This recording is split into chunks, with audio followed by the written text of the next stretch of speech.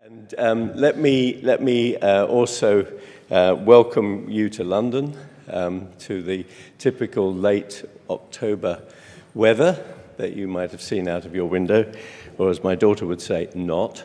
But anyway, you're lucky today, and hopefully you'll be lucky tomorrow. This is a very international group of people, and a very interdisciplinary group, and we had a little dinner between some of the speakers last night.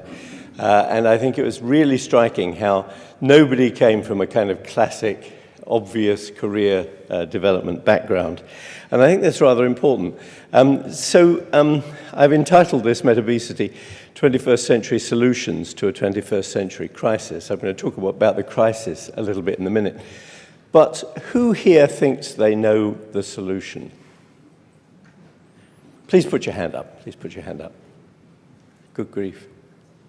But we will by the end. Who thinks they have a piece of the solution? Only 4 or 5 people. But by the end of day tomorrow, I trust that we will have pieces of the solution and begin to see how they fit together. So I've called it 21st Century Solutions to a 21st Century Crisis because I'm convinced that the 20th century solutions will not work. We have done some useful things for chronic disease in the 20th century, but I do not have any confidence that the way in which we've tackled some of the diseases that we've either conquered or certainly improved in the 20th century will work for what we're talking about this morning. I wonder how this works, talking of that. Shall I point it in a different direction? Oh, there we go. So this number, you will all have seen this number in the press. This is the $1.2 trillion that by 2025 we expect to be spending on the consequences of not solving this problem. And here are some more statistics just to cheer you up. 1/3 of men and women in the US are obese. And that's expected to rise to more like 41% by 2025. It's currently 27% in the UK, expected to rise to about 1/3 within 8 years. I think we have the evidence all around us, and if I glance down, I can see evidence for myself. And indeed, a 10-fold increase, I mean, dramatic increase over the last 4 decades in childhood and adolescent obesity. I was delighted, actually. I was with my grandchildren over the weekend, and one young lady has moved from being quite obese at the age of 13 to being really quite slim and attractive by the age of 14. Maybe, Julia, you can explain that transition to me. But it worked extremely well. As she grew taller, she became slimmer. But unfortunately, that's bucking the trend. And of course, I've given you developed world statistics, first world statistics, call it what you will, but 2/3 of obese people now live in developing countries. So we are talking about a genuinely global problem, and as we all know, the burden of chronic disease is one that's afflicting the developing world, the southern world, we'll call it again what you will. So we know that this spells crisis for our health systems. The obesity will lead to type 2 diabetes and other diseases. It will cause or contribute to heart disease, osteoarthritis, joint disease, hypertension, and so on. So we know that this is a crisis. This chart that my colleague and friend Andrew Krentz gave me is just laying out some of the connections that we're going to be talking about over the next 2 days. There are some genetics to do with it. There's some epigenetics for sure.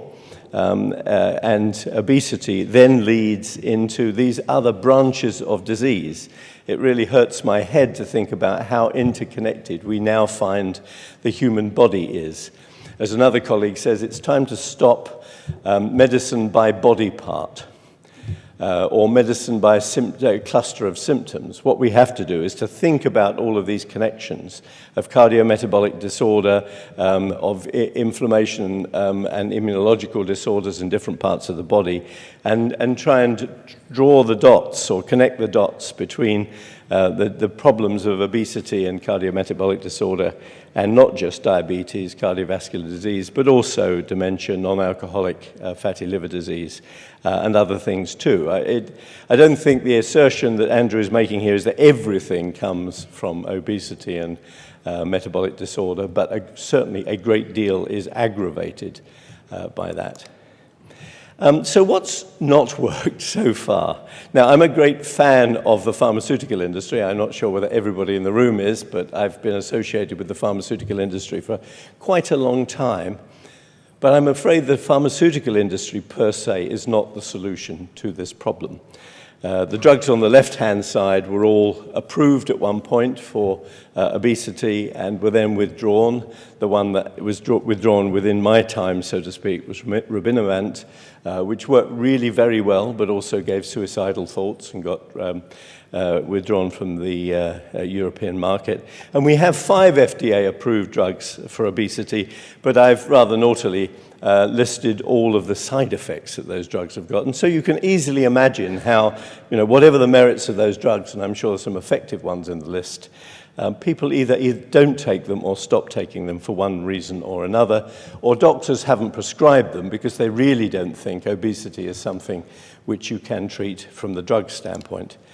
And this is rather striking, that US patients go to the pharmacy 15 times more frequently for anti-diabetic drugs, although there are only 30 million diagnosed diabetics, despite the fact that 116 million adults in the US fit the criteria for obesity. So even the drugs that we've got, even when they're prescribed, patients are not necessarily taking them. And intervention at the pre-diabetes stage hasn't always worked, and I'll just click through this. This is a former colleague of mine from Chiron. His name is Mickey Erday, and he founded a company called Tethys, which I had huge hopes for, because they had found 7 markers in the blood, and those 7 markers basically told you what stage in the development of diabetes or pre-diabetes you'd reached. I think some of the technology is still there, but it wasn't the roaring success you would imagine of being able to pinpoint somebody who is about to develop diabetes and take preventive action. I suspect the US payers were partly responsible or not responsible for solving that problem. And even when you have diabetes and you're diagnosed and you have prescription of an anti-diabetic drug, that still hasn't solved the problem either, because real-world patients on modern GLP-1 or DPP-4 drugs, which are actually quite effective, achieve much lower reductions in practice than they appeared to have done in the randomized controlled trials. And poor medication adherence accounts for approximately 3/4 of that gap.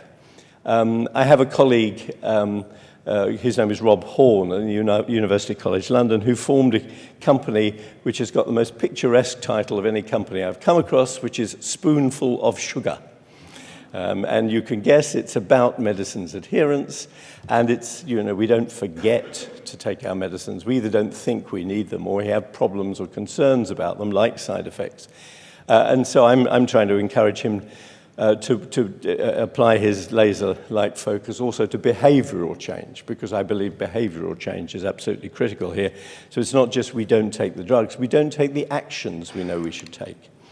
We know these things work. Wiring people's jaws together works quite well. They don't eat as much. And obviously gastric bands and stomach resection works quite well. But even if these are done, as I pick them out of the internet, relatively modern way, there's still a sort of whiff of medievalism to having to do this in order to solve this problem. So how can we address this problem? Well, we know this, right? We all know this. Hands up anybody who didn't know that lifestyle change involving diet, exercise, or both combined actually has the greatest change to obesity. Everybody, I mean, you pick up pictures on the internet, and there's always attractive, slim young women who are eating the right food and running in the morning. Some, less attractive older guys ought to be doing the same thing. We know that this is true, but we do not take the action. which is why I think we have to reach for 21st century solutions. And you notice I didn't put my hand up when I said I thought, when I asked you who has the solution to this. But there are some elements that I suspect are here in the room or known to people in the room. And I think what we have to do is to apply the 4P model, which my friend Leroy Hood pioneered, and I always have to write it down because I get the P's wrong, so I'll read it out to you. Predictive, preventive, personalized, and very importantly, participatory. And we need a model that embodies all of those things, particularly the participatory. And so here is, I believe, the only way to address this problem, and it's patient self-management. It isn't something doctors decide, health systems decide. It's patient self-management. It probably does have a genomic or epigenomic assessment of risk, because my lifestyle, if applied to a different set of genes, would have a different outcome. We all know that, although we will find it, we do find it to be incredibly complex. The contribution of each genetic difference, each SNP, to obesity and diabetes is very, very weak. You have to have an overall pattern to understand it.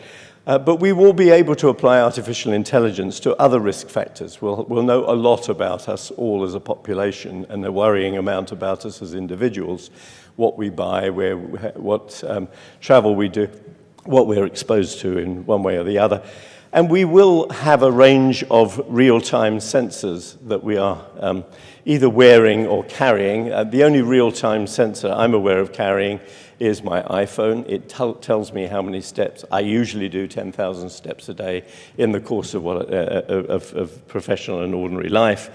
We'll be able to attach things to us, and also cameras to photograph our food and so on. We will be able to provide people with future life simulations. This is what it will look like in a very realistic way if you carry on doing this, or this is what it would look like if you make changes.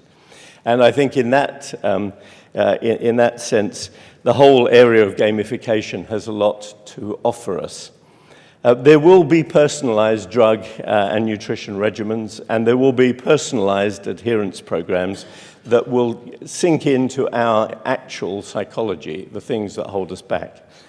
And as you've seen here down in the bottom, I think there will be artificial intelligence-empowered personal avatars.